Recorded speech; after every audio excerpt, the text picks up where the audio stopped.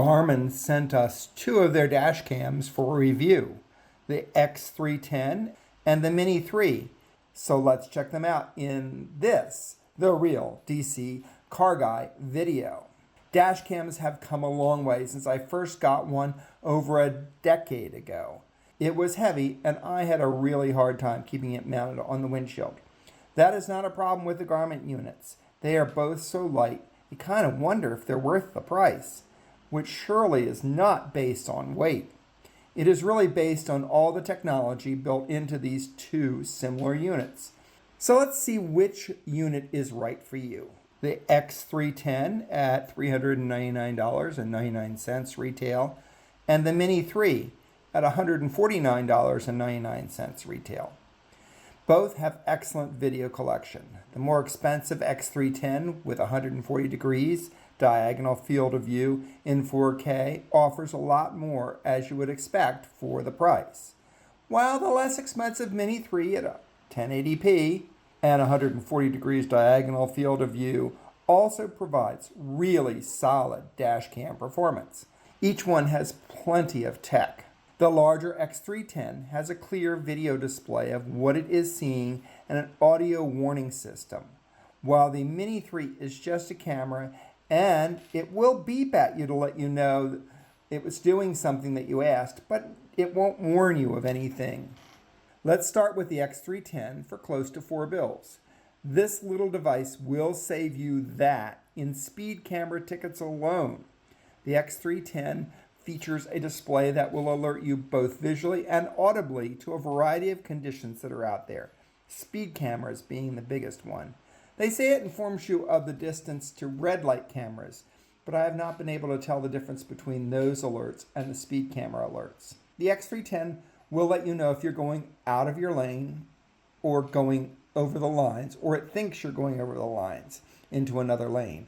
The lane departure warning is very dependent on where you place your camera and how that camera is set up.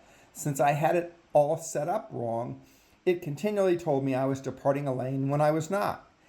I have since recalibrated the unit, which has made it better. I have since also turned off that feature because I did not feel it was that useful to me. Then there is the go alert, letting you to know that the car in front of you is moving, which is great, but not great if you're not paying attention to what's going on. And if you're not doing that, you should not be driving.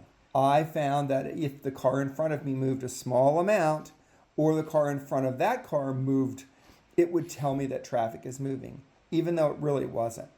Again, I turned that sweet digital nanny alert off. Forward collision warning is another alert the X310 lets you know of.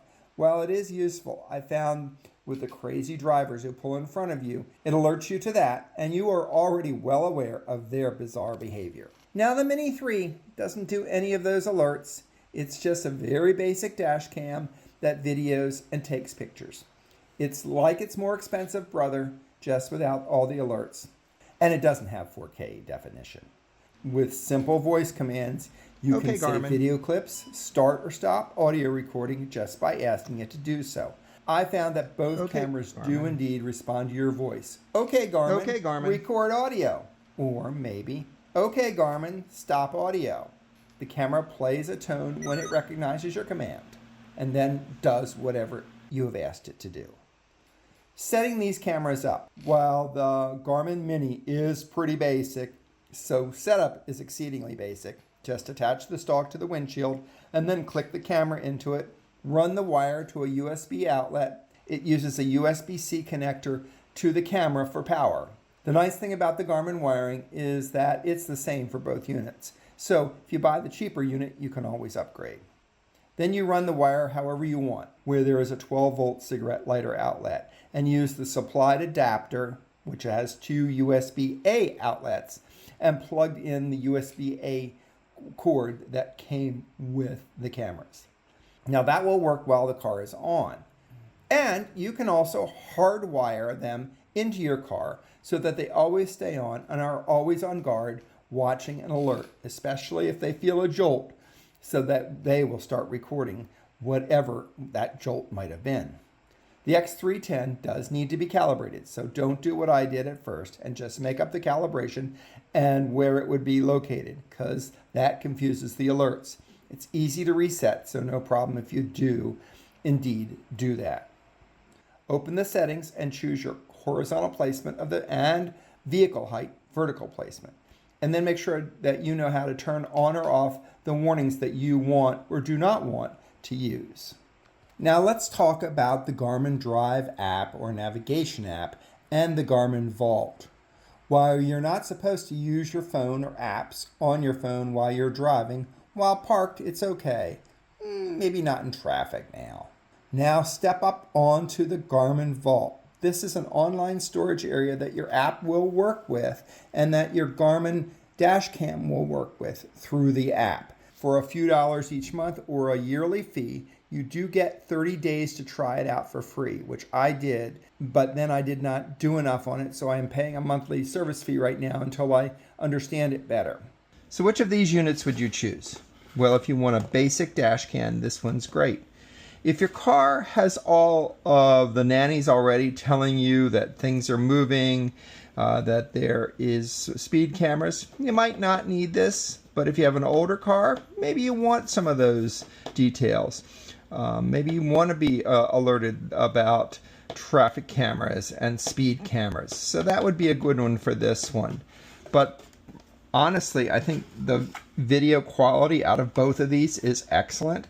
And, it's a toss-up. $400, $150. I mean, there's just a real different.